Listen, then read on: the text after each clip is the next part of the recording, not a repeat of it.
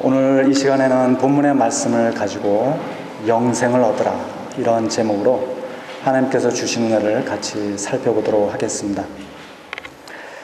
옛날부터 그 사람이 오래 살면 장수했다, 또 천수를 그렸다, 이런 말들을 하면서 사람들은 오래 사는 것을 가리켜서 큰 축복으로 여겼습니다. 우리나라 사람들이 흔히 5가지 축복을 가리켜서 오복이라는 말을 하기도 하죠. 근데 이 5가지 축복 가운데 첫 번째 축복이 바로 이 장수의 축복입니다.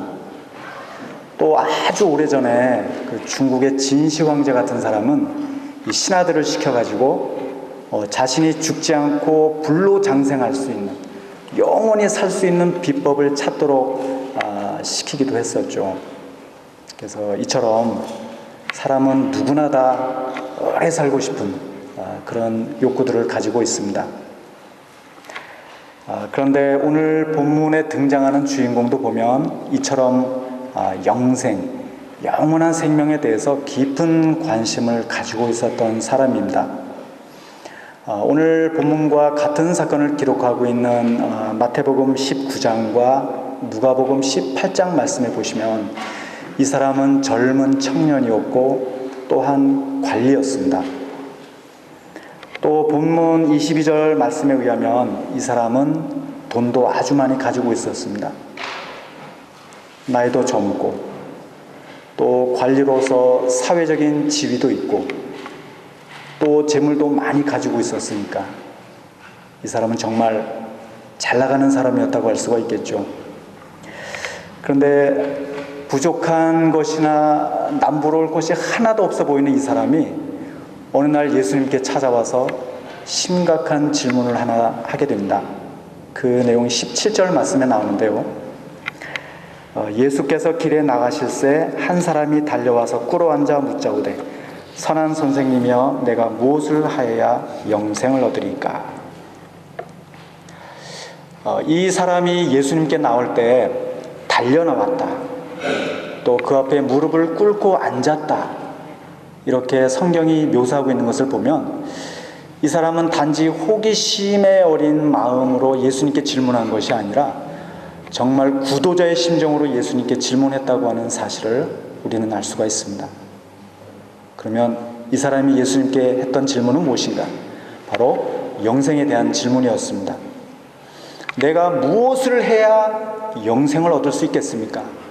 이렇게 이 사람은 예수님께 달려나와서 질문한 것입니다. 그래서 예수님께서 이 사람에게 어떻게 해야 사람이 영생을 얻을 수 있는가, 또 영생을 얻은 사람은 어떻게 살아야 되는가, 이 부분에 대해서 말씀하신 것이 오늘 우리가 읽은 본문의 내용입니다. 저는 오늘 본문의 말씀을 가지고 여러분과 함께 2가지의 교훈을 나누고자 하는데요. 첫 번째로 본문에서 우리가 배울 수 있는 교훈이 무엇인가 하면 사람이 어떻게 해야 영생을 얻을 수 있는가? 그것은 바로 사람이 어떤 자기의 노력이나 행위가 아닌 예수님을 믿음으로써 영생을 얻을 수 있다는 것입니다. 17절 말씀을 다시 보시면 이 사람이 예수님께 이렇게 질문을 드렸습니다. 선한 선생님이여 내가 무엇을 하여야 영생을 얻으리까? 이 사람은 예수님께 선한 선생님이라고 불렀습니다. 그러면서 자신이 무엇을 해야 영생을 얻을 수 있겠습니까? 이렇게 질문을 드렸습니다. 내가 무엇을 해야 영생을 얻겠습니까? 다시 말해서 이 사람은 자신이 뭔가를 함으로써 영생을 얻을 수 있다고 생각한 것입니다. 그런데 이 질문에 대해서 18절에 보시면 예수님께서 이렇게 말씀하셨습니다. 내가 어찌하여 나를 선하다 일컫느냐? 하나님 한 분 외에는 선한 이가 없느니라. 예수님은 삼위일체 하나님이시기 때문에 분명히 선하신 분이 맞습니다. 그런데 예수님께서 이 사람에게 내가 어찌하여 나를 선하다 일컫느냐, 이렇게 말씀하신 것은 예수님께서 자신의 선을 부정하신 것이 아니라 이 청년의 관점을 고치시려는 것이었습니다. 지금 이 청년이 갖고 있던 이 선의 개념은 인간적인 면에서의 선, 그러니까 이 상대적인 개념의 선을 의미했습니다. 그래서 자신이 하나님의 계명을 잘 지키기만 하면 자신도 얼마든지 예수님처럼 선한 사람이 되고 그 결과 구원을 받을 수 있다고 이 사람은 생각한 것입니다. 그런데 예수님은 오직 하나님만이 절대적으로 선하신 분이시다. 그러니까 사람의 노력이나 행위로서는 그런 하나님의 수준, 그 절대적인 선의 수준에 이를 수도 없고 또 구원도 불가능하다고 하는 사실을 예수님은 말씀하신 것입니다. 이어서 19절 말씀해 보시면 예수님께서 이런 말씀을 하셨습니다. 내가 계명을 안 하니 살인하지 말라, 간음하지 말라, 도둑질하지 말라, 거짓 증언하지 말라, 속여 빼앗지 말라, 내 부모를 공경하라 하였느니라. 이 말씀은 10계명 가운데 5번째 계명부터 10번째 계명까지를 예수님께서 말씀하신 것입니다. 그런데 20절에 보시면 놀랍게도 이 사람이 하는 말이 자기가 어렸을 때부터 이 모든 계명들을 다 지켰다고 예수님께 말씀을 드린 것입니다. 그러니 예수님께서 이 청년을 보시면서 얼마나 기특한 마음이 드셨겠어요. 21절에 보시면 예수님께서 그를 보시면서 사랑하셨다, 이런 말씀이 나오는 것을 볼 수가 있는데요. 이런 말씀을 보면 어쨌든 젊은 사람으로서 하나님의 계명을 지키기 위해서 열심히 노력했다고 하는 점을 예수님께서 가상하게 보셨다는 사실을 우리는 알 수가 있습니다. 그리고 이 청년도 그런 자신에 대해서 자부심을 가지고 있었을 것이 분명합니다. 그러나 사람은 하나님의 계명을 다 지킬 수가 없죠. 왜냐하면 사람은 누구나 다 연약하기 때문입니다. 그래서 21절에 보시면 예수님께서 이 청년의 한 가지 부족한 점을 지적하고 계시는 것을 볼 수가 있습니다. 내게 아직도 한 가지 부족한 것이 있으니 가서 내게 있는 것을 다 팔아 가난한 자들에게 주라. 그리하면 하늘에서 보화가 내게 있으리라. 그리고 와서 나를 따르라 하시니. 예수님은 이 청년에게 가지고 있는 재물을 다 팔아가지고 가난한 자들에게 나눠주라. 그리고 와서 나를 따르라. 이렇게 말씀하셨습니다. 그러자 그 말씀을 들은 이 청년이 슬픈 기색을 띠고 근심하면서 돌아갔다. 이렇게 마가는 기록을 하고 있습니다. 사실 예수님은 남의 허물을 잘 지적하지 않는 분이십니다. 근데 그런 분이 이 청년의 약점을 지적하신 이유는 사람은 절대로 하나님의 계명을 100% 다 지킬 수 없다고 하는 사실을 이 청년으로 하여금 알게 해 주신 것입니다. 앞에서도 말씀드린 것처럼 이 청년은 자신이 뭔가를 함으로써 구원을 받을 수 있다고 생각하고 있었습니다. 그래서 이 청년은 젊은 나이부터 누구보다 열심히 하나님의 계명을 지켰고 또 예수님께 달려나와서 그 앞에 무릎을 꿇은 채로 내가 무엇을 해야 영생을 얻을 수 있겠냐고 질문을 한 것입니다. 근데 예수님은 사람의 힘으로는, 사람은 자기 스스로의 어떤 노력이나 행위로는 절대로 구원을 받을 수 없다고 하는 사실을 이 청년에게 가르쳐 주신 것입니다. 이어서 23절부터 25절까지 보시면 예수님께서 제자들에게 이 재물이 있는 사람은 하나님 나라에 들어가기가 얼마나 어려운지 심히 어렵다. 그리고 이 낙타가 바늘구멍 아시죠? 이 바늘에다 실기는 그 조그만 구멍 있죠? 이 낙타가 바늘구멍으로 들어가는 것이 부자가 하나님 나라에 들어가는 것보다 더 쉽다고 비유로 말씀을 하셨습니다. 이 말씀은 그만큼 이 사람의 마음속에 있는 그 집착, 또 죄의 욕심이 그만큼 강하다고 하는 사실을 예수님께서 지적하신 것입니다. 그래서 사실은 부자들 뿐만이 아니라 가난한 사람이든 그 어떤 사람이든지 관계없이 사람은 그 안에 이 욕심과 죄성이 너무나 가득 차 있기 때문에, 또 상대적으로 사람은 누구나 의지가 연약하기 때문에 절대로 자기 스스로는 하나님 나라에 들어갈 수 없다고 하는 사실을 예수님은 말씀하신 것입니다. 사실 지금도 보면 이 사람의 노력과 행위로 구원을 받을 수 있다고 가르치는 그런 종교들이 세상에는 많이 있죠. 제가 다른 종교들을 비판하려는 것은 아니지만, 그러나 사람의 힘으로는, 자기 스스로의 노력과 행위로는 절대로 구원을 받을 수도 없고 또 영생을 얻을 수도 없습니다. 그러면 우리가 어떻게 해야 영생을 얻을 수 있는가? 27절에 보시면 예수님께서 이런 말씀을 하셨습니다. 예수께서 그들을 보시며 이르시되 사람으로는 할 수 없으되 하나님으로는 그렇지 아니하니 하나님으로서는 다 하실 수 있느니라. 사람으로서는 할 수 없지만 그러나 하나님으로서는 다 하실 수 있다라고 예수님은 말씀하셨습니다.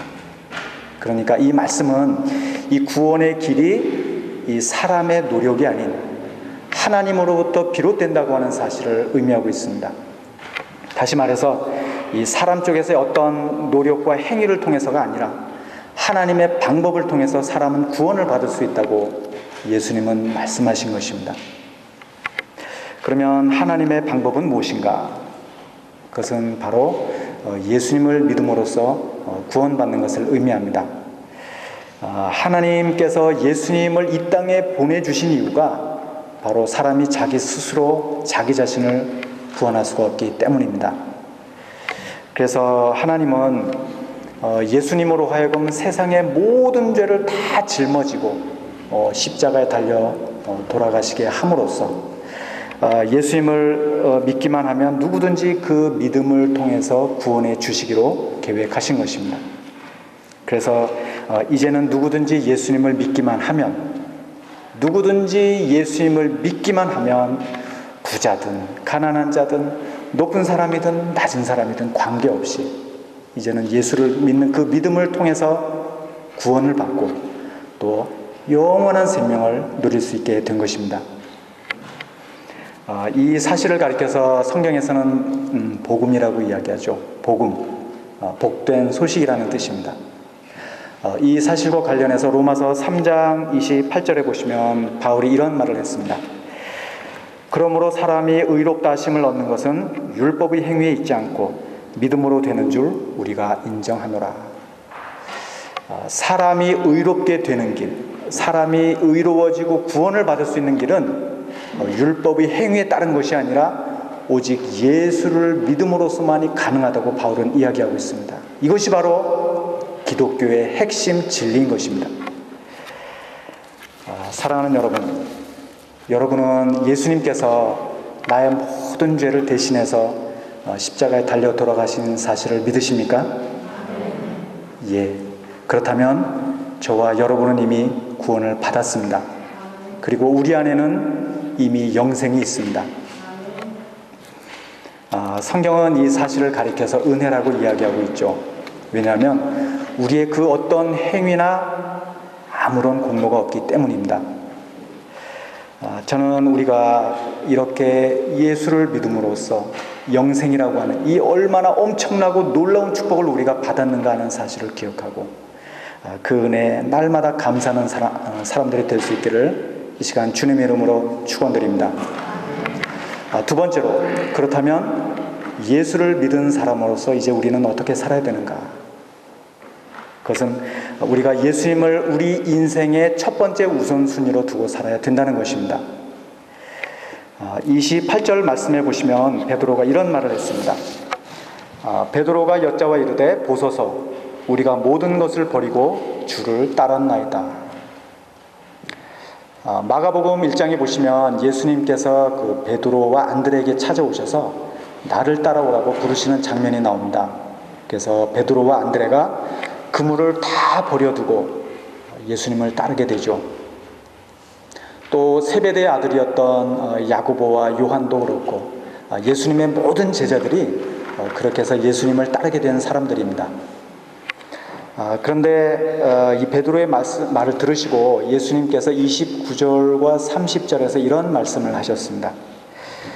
예수께서 이르시되 내가 진실로 너희에게 이르노니 나와 복음을 위하여 집이나 형제나 자매나 어머니나 아버지나 자식이나 전토를 벌인 자는 현세에 있어 집과 형제와 자매와 어머니와 자식과 전토를 100배나 받되 박해를 겸하여 받고 내세 영생을 받지 못할 자가 없느니라. 예수님과 복음을 위해서 집이나 또 자식이나 형제 자매 부모 또 전토를 벌인 사람은 100배나 받을 것이다. 또 영생을 다 받게 될 것이라고 예수님은 말씀하셨는데요. 그러나 이 말씀은 우리가 예수님을 따르기 위해서는 우리가 가정을 버리고 또 재산을 다 포기해야 된다, 그런 의미의 말씀은 절대로 아닙니다. 이 말씀의 의미는 우리가 우리의 삶에 있어서 예수님께서 우리 인생의 첫 번째 우선순위가 되어야 한다는 사실을 의미하고 있습니다. 그래서 우리가 예수님을 우리 인생의 첫 번째 우선순위로 삼고 살아갈 때 하나님께서 그런 우리를 풍성하게 축복해 주시고 또 이 땅에 살면서 핍박이 있을 수도 있지만 그러나 영생을 얻게 될 것이라고 예수님은 말씀하신 것입니다. 그런데 31절 말씀에 보시면 예수님께서 이 말씀을 마무리하시면서 이런 말씀을 하셨습니다. 그러나 먼저 된 자로서 나중되고 나중된 자로서 먼저 될 자가 많으니라. 먼저 된 사람이 나중되고 나중된 사람 중에서 먼저 될 사람이 많을 것이다. 예수님께서는 이렇게 말씀하셨는데요. 이 말씀의 의미에 대해서 우리는 두 가지 관점에서 생각해 볼 필요가 있습니다. 먼저 첫 번째로 하나님 나라에서의 축복과 보상이라고 하는 것은 우리가 신앙생활, 예수를 믿고 신앙생활을 얼마나 오래 했느냐, 그 신앙생활의 연륜에 따라 좌우되는 것이 아니라 내가 예수님을 얼마나 내 인생의 첫 번째 우선순위로 삼고 살았느냐에 따라서 좌우된다고 하는 것입니다. 그래서 내가 다른 사람들보다 먼저 예수를 믿고 신앙생활을 오래 했다고 해서 그것이 결코 자랑거리가 될 수 없다는 것입니다. 또 반대로 내가 다른 사람들보다 늦게 예수를 믿었다고 해서 아쉬워할 것이 아니라 지금부터라도 내가 예수님을 내 인생의 첫 번째 우선순위로 삼고 최선을 다해서 열심히 살라는 것입니다. 둘째로 먼저 된 자가 나중되고 나중된 사람들 중에 먼저 될 사람이 많다는 이 말씀은 그리스도인들 가운데 어떤 사람들은 예수님을 첫 번째 우선순위로 두고 살아가지만 그러나 또 반대로 어떤 사람들은 그렇게 살지 못하는 그리스도인들도 많을 것이라고 하는 사실을 의미하고 있습니다. 그러면 그리스도인들 가운데 어떤 사람들은 예수님을 자기 삶의 첫 번째 우선순위로 삼고 살아가는데 왜 또 그 반대로 그리스도인 가운데 어떤 사람들은 그렇게 살지 못하는 것일까요?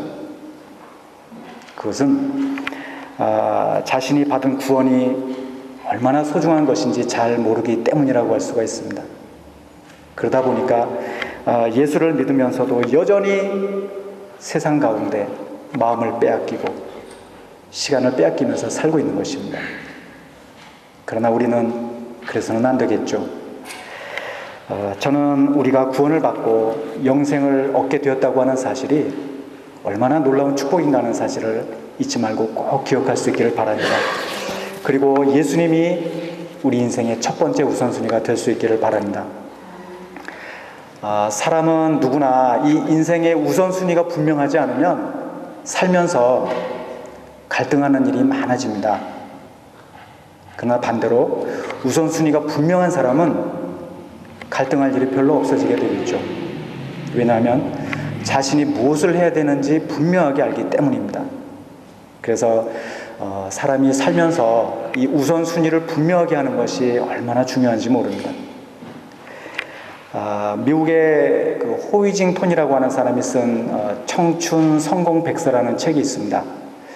이 책에 보면 이런 글이 나와 있습니다.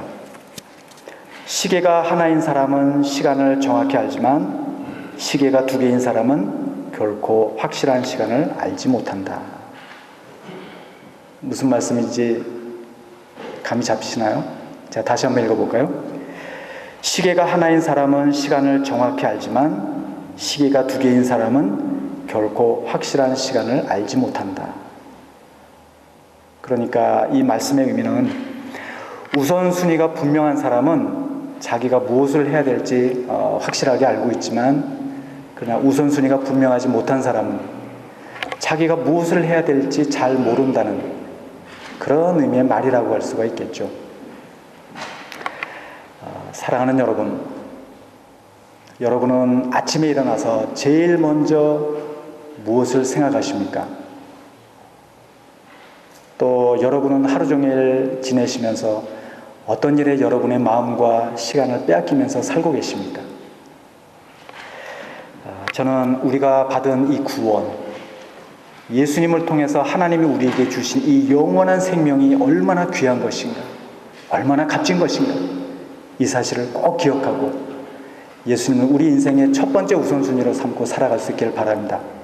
그럴 때 하나님께서 우리를 100배나 풍성하도록 축복해 주실 것입니다. 믿으십니까? 또 뿐만 아니라 장차 저 아름다운 천국에서 우리는 주님과 더불어서 영원한 생명을 누리면서 살게 될 것입니다. 그래서 바라기는 저와 여러분 모두가 예수님을 믿음으로써 이 영원한 생명을 우리가 받았다는 사실을 기억하고 날마다 감사하고 기뻐하고 또 이제는 예수님을 내 인생의 첫 번째 우선순위로 삼고 살아갈 수 있는 거룩한 하나님의 사람들이 다 될 수 있기를 이 시간 주님의 이름으로 축원드립니다.